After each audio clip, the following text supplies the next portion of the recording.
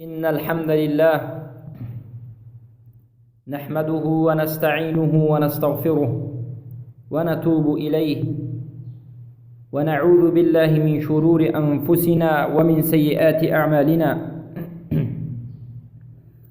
من يهده الله فلا مضل له ومن يضلله فلا هادي له وأشهد أن لا إله إلا الله وحده لا شريك له وأشهد أن محمدًا عبده ورسوله صلى الله عليه وعلى آله وأصحابه وكل من اتبعه وتمسك بسنته إلى يوم الدين. أما بعد، السلام عليكم ورحمة الله وبركاته. برادران و خواهران عزیز، بارك الله فيكم. بإذن الله سبحانه وتعالى ما به حلقه درسی نوی شروع خواهیم کرد. ان شاء الله امیدوارم که این درسی که ما اختیار کردیم به خود بنده و به تمام برادران و خواهرانی که این درس را گوش می کنند مفید و فایده آور و زیاد کننده ایمان و سبب دورشوی شیطان و سبب موحدگردی و سبب پیشروی تمام برادران و خواهران عزیز خواهد بود. موضوع امروزه ما که به این موضوع ان شاء الله داخل می شویم و این حلقه اولین ما می باشد، موضوع کلمه توحید لا اله الا الله است. فهم لا اله الا الله، بیان درجه اش و مکانتش و اهمیتش، بیان فضلش و فضیلتش، بیان رکنهای لا اله الا الله و بیان شرطهای لا اله الا الله و بیان معنی لا اله الا الله و سخنان اهل بدعت و اعتقاد اهل بدعت نسبت این کلمه و رد بر اهل بدعت.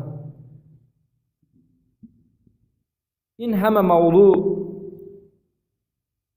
ان شاء الله سبحانه و تعالی آهسته آهسته به شما بیان خواهد شد. پس بدانید که الله رب العزت و الجلال در قرآن عظیم ذکر کنندگان را ثنا گفته است و اونها را به خوبی یاد کرده است و کسانی که ذاکرین هستند، ذکر کننده هستند، ذکر الله را زیاد به جا می آورند، الله سبحانه و تعالی به اونها اجر بزرگی را وعده داده است. الله سبحانه و تعالی در سوره نساء آیت 103 می گوید: اعوذ بالله من الشیطان الرجیم فإذا قضيتم الصلاة فاذكروا الله قياما وقعودا وعلى جنوبكم. ای مردم، ای مؤمنان، زمانی که نماز را به پایان رسانیدید الله رب العزت و الجلال را ذکر بکنید در حالت راست بودن یا در حالت نشستن یا حتی در حالت تکیه کردن. البته این منهج بندگان صالح است، بندگان خاص الله رب العزت و الجلال در همه حالت الله رب العزت و الجلال را ذکر می نمایند. و این چنین الله سبحانه و تعالی در سوره بقره آیت 202 می گوید: فإذا قضيتم مناسككم فاذكروا الله كذكركم آباءكم أو أشد ذكرا.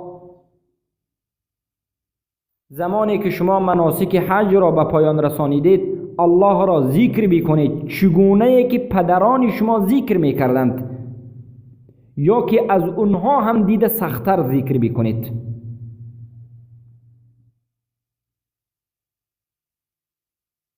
این چنین الله رب العزة والجلال در سوره بقره آیه 198 میگوید فاذا افضتم من عرفات فاذكروا الله عند المشعر الحرام. زمانی که عرفات به پایان رسید، یعنی حج این عرفه هست. حاجی ها می دانند که در عرفه یک روز مخصوص پیش از یک روز عید و قربان عرفه تمام بندگان به یک مکان خاص می روند و در اونجا ذکر الله را به جا می آورند. الله می گوید وقتی که عرفه به پایان رسید، وقتی که شما به مشعر الحرام نزدیک شدید یا به مشعر الحرام داخل شدید، اینجا مزدلفه که بعد از عرفه یک شب در مزدلفه میمونید، در این مکان الله رب العزة والجلال را ذکر بکنید. و این چنین الله سبحانه و تعالی در سوره حج آیه 28 میگوید و یذکر اسم الله فی ایام معلومات على ما رزقهم من بهیمة الانعام. الله رب العزة والجلال را در روزهای معلومات ذکر بکنید. و اذکر اسم الله، به نام الله رب العزة والجلال در روزهای معلومات ذکر بکنید على ما رزقهم من بهیمة الانعام، به آن رزقایی که الله به شما از چارپایان داده است. یعنی به اسم الله سبحانه و تعالی، به نام الله بسم الله گویان قربانی بکنید و در این روز ذکر بکنید. این چنین آیات های زیاده در قرآن عظیم و شان آمده است و در سنت رسول اکرم صلی الله علیه و سلم آمده است که الله سبحانه و تعالی و رسولش مسلمانان را امر می نمایند که ذکر بکنند. یا ایها الذین آمنوا اذکروا الله ذکرا کثیرا. ای آنانی که ایمان آوردید الله را به نهایت ذکر بسیار نمایید. و بهترین ذکر تلاوت قرآن است. بهترین ذکر سبحان الله و بحمده سبحان الله العظیم است. رسول اکرم صلی الله علیه و سلم میگویند چگونه که در حدیث صحیح روایت شده است، امام ترمذی روایت میکنند و همه علما این حدیث را صحیح میدانند که رسول الله میگویند خیر الدعاء دعاء عرفه. بهترین دعا این دعای روز عرفه است. و خیر ما قلت انا والنبیین من قبلی. و بهترین سخنی که من گفتم در همین روز عرفه و این چنین پیامبرانی که پیش از من آمده اند این سخن را گفتند، این دعایی است که میگوییم لا اله الا الله وحده لا شریک له له الملك وله الحمد وهو على كل شيء قدیر. نیست معبود بر حق بجز الله رب العزة والجلال، یگانه از شریک ندارد. تمام ملک از آن اوست و تمام حمد از آن اوست. حمد و ستایش شکر و ثنا از آن الله است و الله رب العزة والجلال به همه چیز قادر و تواناست. پس برادران و خواهران عزیزم، الله امر میکند که ذکر نماییم. رسول الله صلی الله علیه و سلم امر میکنند که ذکر نماییم، اما بهترین ذکر از درون تمام ذکرها کدام ذکر است؟ چگونه ای که در حدیث صحیح الان بیان کردیم، این کلمه توحید است. این تکرارن گفتن کلمه توحید است که الله سبحانه و تعالی گوینده این کلمه را می بخشد. چرا که این کلمه در نزد الله قدر دارد، قیمت دارد و زیاد گوینده این کلمه قدرش و قیمتش بالا خواهد رفت، درجه اش بالا خواهد شد و این کلمه گوینده اش را، ایمانش را، درجه اش را، خلقش را، رزقش را، برکه اش را زیاد خواهد کرد. این کلمه کلمه توحید است، کلمه شهادت است، کلمه که میگوید نیست معبود بر حق بجز الله رب العزة والجلال، یگانه است، والله که شریک ندارد، تنهاست، یکتاست، تمام ملک از آن اوست و تمام حمد و ستایش و ثنا و شکر از آن اوست. الله است و این الله بر همه چیز قادر است، توانا است. پس وقتی که این کلمه بزرگترین کلمه باشد، وقتی که این کلمه کلمه نجات بخش باشد، لا اله الا الله، منزلت و درجه عالی داشته باشد، پس به این کلمه احکامهای، رکنهای، شرطهای تعلق دارد. هر چیزی که درجه اش بالا رفت، هر چیزی که بزرگ شد و هر چیزی که پرمعنی شد و هر چیزی که سبب نجات شد و سببی و به خاطرش تمام آفرینش خلق شد، البته این چیز بزرگ احکامهای زیادی را در گرد و اطراف خود دارد، شرطها دارد، رکنها دارد، معانی دارد. پس خواهرم و برادر بزرگوارم، معنی این کلمه بزرگ را بیاموز، شرطهای این کلمه بزرگ را بیاموز، کلمه که تو را نجات می بخشد، کلمه که تو را سربلند می گرداند، کلمه که تو را سعادتمند و خوشبخت می گرداند. رکنش، معنیش، شروطش، فضیلتش، درجهش، اهمیتش در دین را بیاموز تا که این کلمه به تو منفعت حقیقی در این دنیا و آخرت بخشد. چقدر زیادن مسلمانانی که این کلمه را می دانند، لا اله الا الله، تلفظ می کنند، نطق می کنند، می گویند، اما از معنیش بیخبرند، از فضیلتش بیخبرند، از رکنش و ستونش و شرطهایش بیخبرند. این کلمه بزرگ در نزد اونها قدر ندارد، این کلمه بزرگ در نزد اونها کوچک است، چرا که اونها بیچارگان، بیخبرند. بیا با خبر باش که الله و رسول الله چگونه این کلمه را بیان کرده اند. اولین صحبت ما مکانت این کلمه، درجه این کلمه، اهمیت این کلمه را بیان خواهد کرد. درجه و اهمیت و مکانت کلمه لا اله الا الله در حیات این است که البته در حیات مسلمان این کلمه هر روز ذکر خواهد شد. مسلمانان این کلمه لا اله الا الله را در اذانهایشان و در قامتگویی‌هایشان ذکر می کنند. و تمام خطبه کنندگان در خطبه هایشان، حتی مسلمان ها در هر یک صحبتشان این کلمه بزرگ را ذکر می نمایند. کلمه کوچک است، جمله کوتاه است.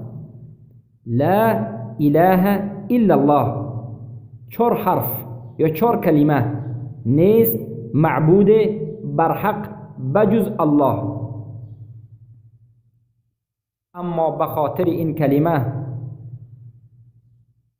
آسمان، زمین و آسمان ها ساخته خواهد شد. البته ساخته شده است. بخاطر همین کلمه زمین و آسمان ها ساخته شده است و بخاطر همین کلمه تمام مخلوقات ها خلق شده اند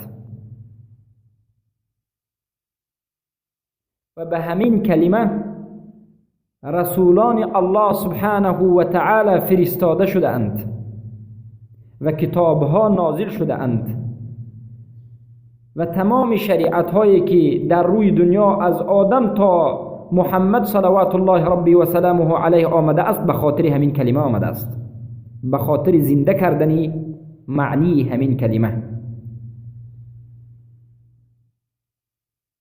به خاطر همین کلمه در روز قیامت ترازوی حساب و کتاب گذشته خواهد شد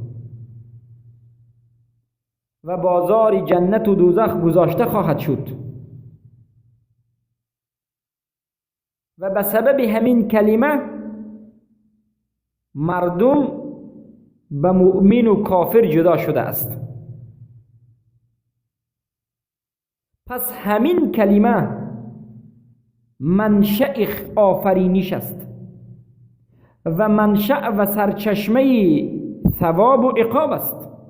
سرچشمه تمام آفرینش همین لا اله الا الله، سرچشمه تمام ثواب، تمام خوشبختی و سعادت همین لا اله الا الله. و این چونین سبب تمام بدبختی و شقاوت و عقاب همین لا اله الا الله، یعنی ترک لا اله الا الله. وقتی که انسان لا اله الا الله را ترک نمود، از این کلمه روی تافت، بیخبر ماند،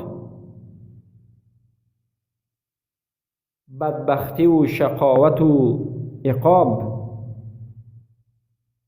به این بنده خواهد آمد. پس این کلمه کلمه حق است که تمام مخلوقات به سبب همین کلمه خلق شد.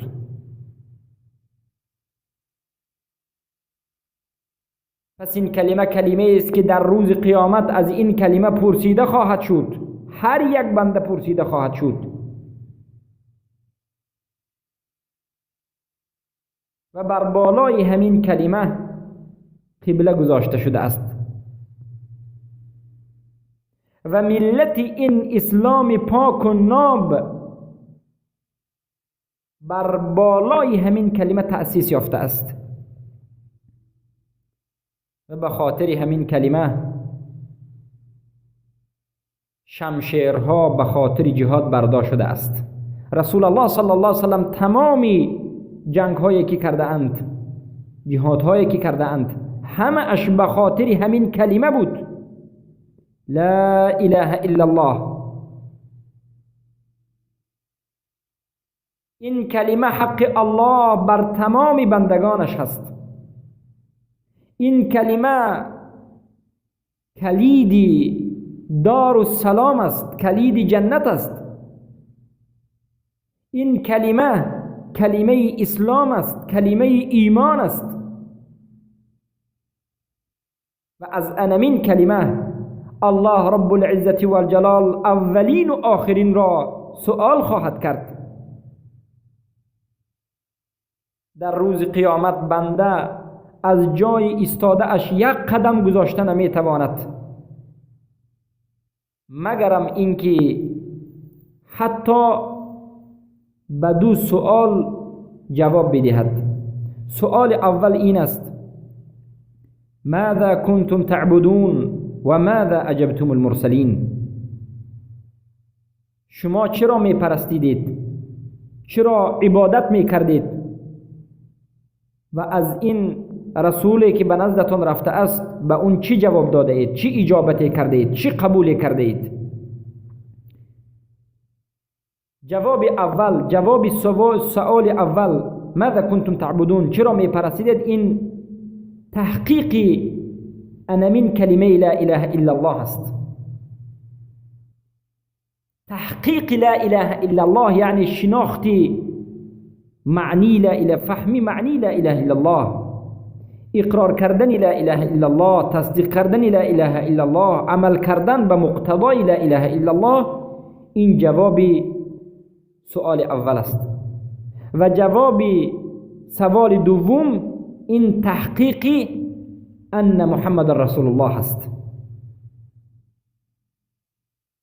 وقتی که کسی بیاید لا اله الا الله را تحقیق بکند، بفهمد، بداند، عملا اجرا بکند و این چنین بیاید معنی محمد رسول الله، محمد رسول الله را بفهمد و گفته های رسول الله را به جا بیاورد و طاعت رسول الله بکند، به هر دوی این سوال جواب خواهد داد. بارک الله فیکم. انا من کلمه لا اله الا الله هست که بین کفر و بین اسلام فرق میگذارد.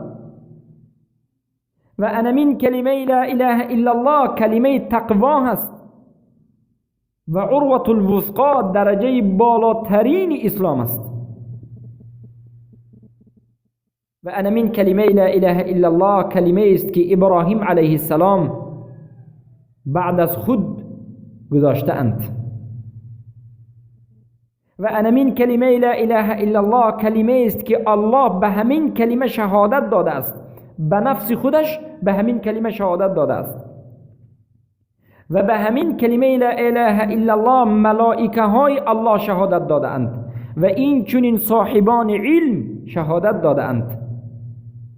چگونه که الله رب العزة والجلال در سوره آل عمران آیت 18 میگوید: شهد الله انه لا اله الا هو والملائكة واولو العلم قائما بالقسط لا اله الا هو العزيز الحكيم.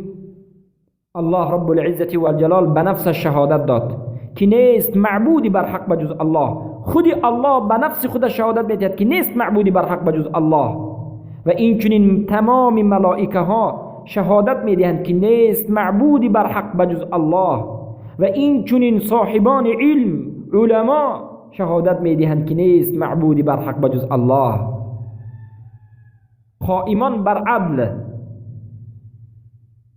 و نیست معبودی بر حق بجز او الله رب العزة والجلال که عزیز است و حکیم است.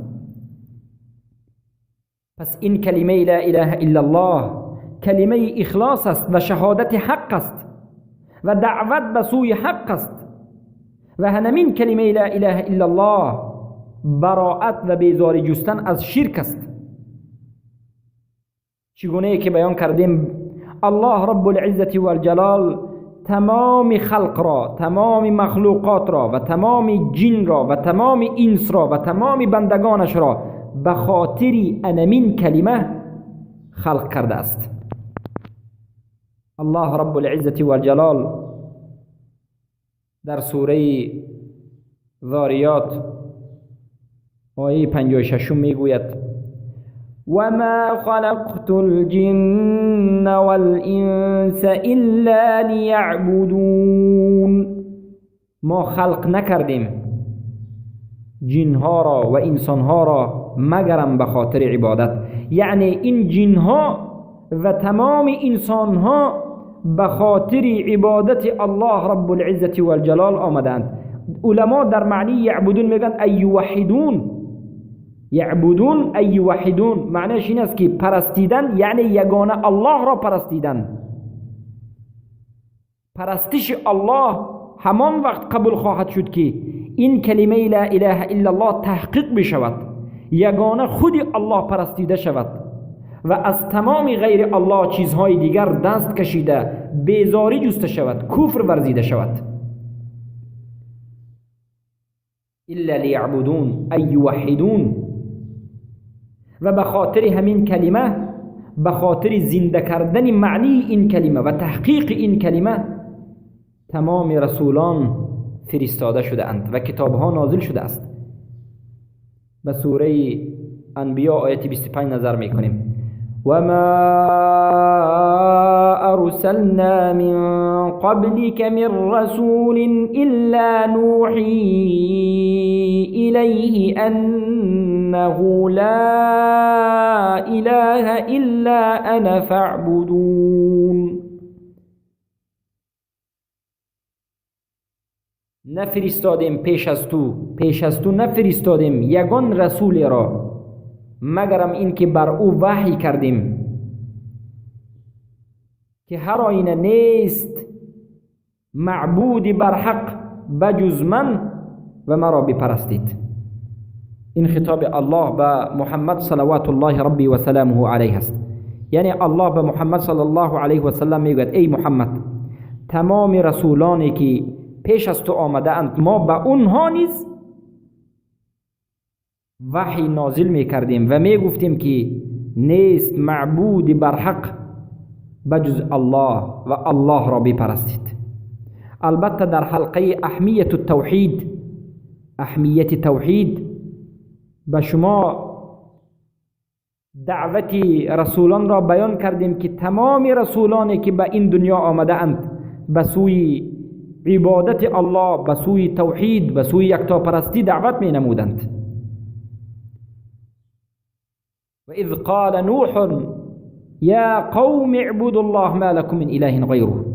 و هنگامی که نوح گفت علیه السلام ای قوم من، الله را یگانه او را عبادت نمایید،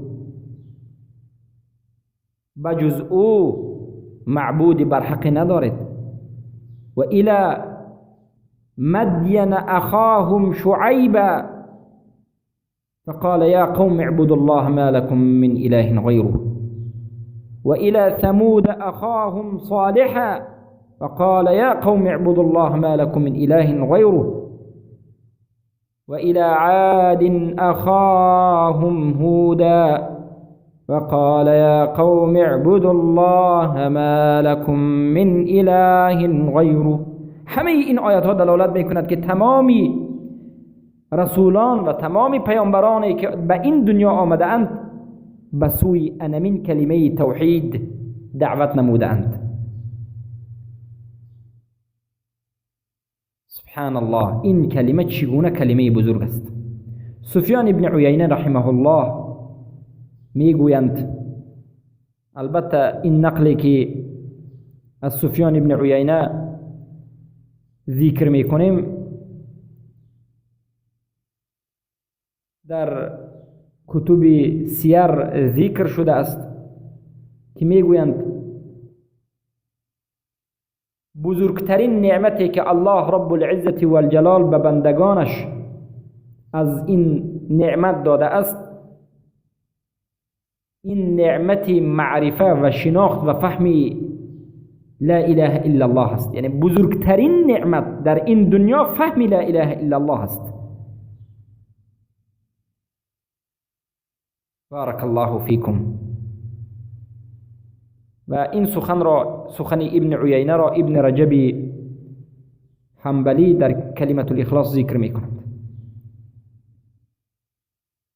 هر کسی که انمین کلمه لا اله الا الله را می گوید، محمد رسول الله را می گوید، مالش و خونش به دیگر انسانها حرام خواهد شد. و هر کسی که از این کلمه دست میکشد، روی میگرداند و این کلمه را ترک میکند و رد مینماید، مالش و خونش حلال خواهد شد. در حدیث صحیح از رسول اکرم صلی الله علیه و سلم ثابت شده است که امام مسلم در کتاب ایمان ذکر می کنند. رسول الله صلی الله علیه و سلم گفتند: من قال لا اله الا الله و کفر بما یعبد من دون الله حرم ماله و دمه و حسابه علی الله. هر کسی که بگوید لا اله الا الله، نیست معبودی بر حق بجز الله و بغیر از الله به دیگر چیزها کفر ورزد، یعنی به آن معبودان باطلی که غیر از الله در این دنیا وجود دارد به آنها کفر ورزد، یعنی آنها را ترک نماید، رد نماید، مالش و خونش حرام خواهد شد. یعنی هیچ کس حق ندارد که به این چنین مسلمان، به این چنین انسان ظلم بکند، مالش را بگیرد یا خونش را بریزد و حساب این انسان به الله است. و انا من کلمه لا اله الا الله اولین چیز است و اولین کلمه است که از کافران طلب می نماییم. وقتی که یک کافر به سوی اسلام دعوت می شود، باید اولین چیزی که به سوی آن دعوت شود همین کلمه باشد. چگونه که رسول اکرم صلی الله علیه و سلم به معاذ ابن جبل تعلیم دادند، گفتند: یا معاذ انك تأتي قوما من اهل الكتاب فليكن اول ما تدعوهم اليه شهادة ان لا اله الا الله. ای معاذ، تو به یمن می روی به نزد انسانهایی که از اهل کتاب هستند، یهود و نصارا. اولین چیزی که اونها را به سوی آن دعوت می نمایی باید این شهادت دادن به لا اله الا الله باشد، نیست معبودی بر حق بجز الله. اولین چیزی که کافر را انسان به سوی آن دعوت میکند به سوی همین کلمه است. چگونه که این روایت در بخاری و مسلم ذکر شده است. پس با این گفته ها به شما معلوم گشت که این کلمه لا اله الا الله چی مکان را در دین دارد و چی اهمیت دارد. در حقیقت از این گفته ها معلوم شد که اهمیت این جمله و این کلمه لا اله الا الله در حیات هر یک مسلمان مهمترین چیز است. اولین واجب برای هر یک بنده است، زیرا که این کلمه لا اله الا الله اساس است، اصل است که تمام دیگر چیزهای اسلام و تمام عملها بالای همین تأسیس می یابد، گذاشته می شود. پس برادرم و خواهر مسلمانم، از این کلمه بزرگ با خبر باش. فهم این کلمه را کوشش بکن. از فضیلت این کلمه، از رکنهایش و از شروطهایش و از تمام مسائلی که به این کلمه تعلق دارد بیاموز تا که نجات یابی. با همین حلقه اول خود را در موضوع آموزش کلمه لا اله الا الله به پایان می رسانیم و از الله سبحانه و تعالی توفیق و هدایت و ثابت قدمی در راه حق را طلب می نماییم. سبحانك اللهم بحمدك اشهد ان لا اله الا انت استغفرك و اتوب الیک. تمام برادران شنوندگان این درس و اشتراک کنندگان در گروه درسی و دیگر برادرانی که این درس را و خواهرانی که این درس را میشنوند در حقشان دعا میکنیم که الله سبحانه و تعالی هدایت را، توحید را، علم نافع را نصیب و روزیشان بکند برحمتك یا ارحم الراحمین.